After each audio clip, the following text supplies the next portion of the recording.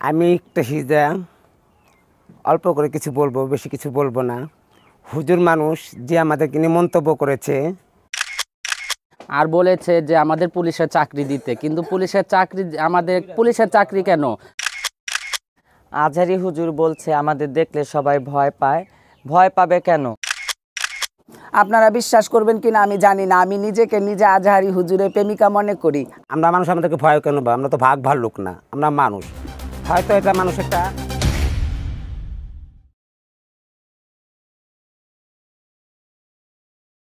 এই বাংলাদেশে প্রথমবার মতন যে আমাদের নিয়ে কোনো হুজুর একটি ভালো মন্তব্য করেছে, কিন্তু ওই ভিডিওটা দেখে আমার খুব ভালো লাগছে যে উনি আমাদের খুব ভালো কথা বলছে। এবং কিছু কিছু হুজুররাও আছে যে আমাদের নিয়ে খারাপ মন্তব্য করে, খারাপ কথা বলে, কিন্তু তার ভিতরে আমরা ওনাকে ওগুলো পাইনি। উনি আমাদের সম্পর্কে খুবই ভালো কথা বলেছে। আর বলেছে যে আমাদের পুলিশের চাকরি দিতে, কিন্তু পুলিশের চাকরি কেন? আমাদের সব চাকরি করার দক্ষতা আছে।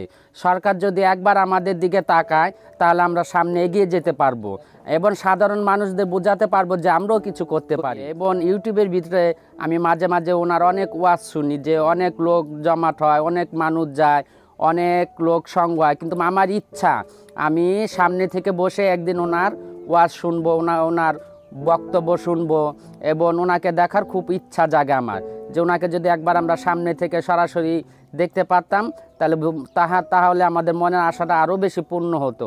আমি বাংলাদেশে এই প্রথম ওনার মতো একজন বক্তা দেখতে পেলাম যে আমাদেরকে নিয়ে উনি ভাবছেন বা আমাদেরকে নিয়ে সমাজে কিছু প্রচার করার জন্য উনি কথাবার্তা বলতেছে আমাদেরকে নিয়ে।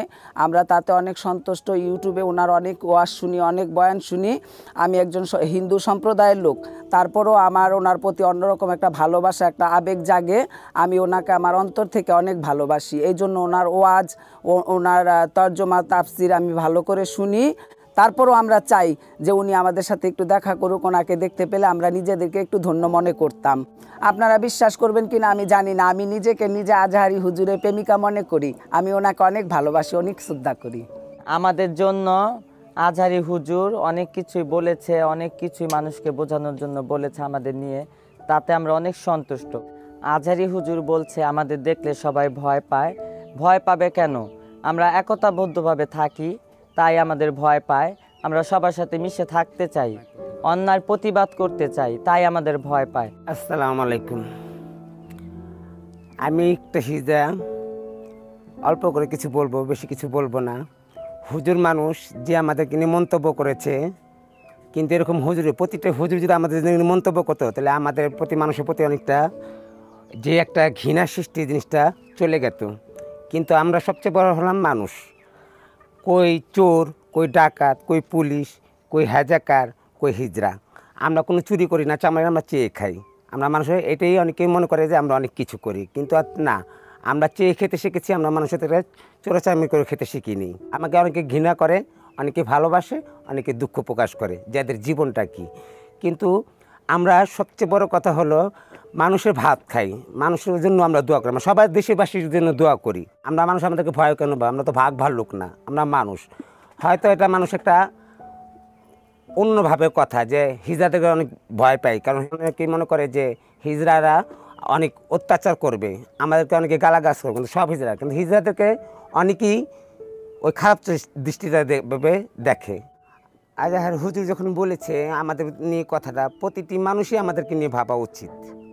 কারণ আজহার হুজুরকে দোয়া করি, উনি যে আমাদের জন্য এত কিছু বলেছে, কিন্তু কোনো হুজুর আজ পর্যন্ত বলে নাই। হুজুরা আমাদের এসেকে নিয়ে অনেক খারাপ মন্তব্য করে, আমাদেরকে দুচ্ছাই করে। কিন্তু একটাই হুজুর দেখতে পেলাম এই প্রথম বাংলাদেশের ভিতরে হিজড়াদেরকে নিয়ে একটু গর্বতভাবে কথা বললো যে তারা সবচেয়ে বড় মানুষ, তারা কোনো সন্তান, তারও কোনো আমাদের সন্তান, তারাও আমাদের মতন মানুষ। ওনার জন্য আমরা আল্লাহর দরবার দোয়া করি, ওনার মতন প্রতিটা হুজুর যেন আমাদের নিয়ে কথা বলে।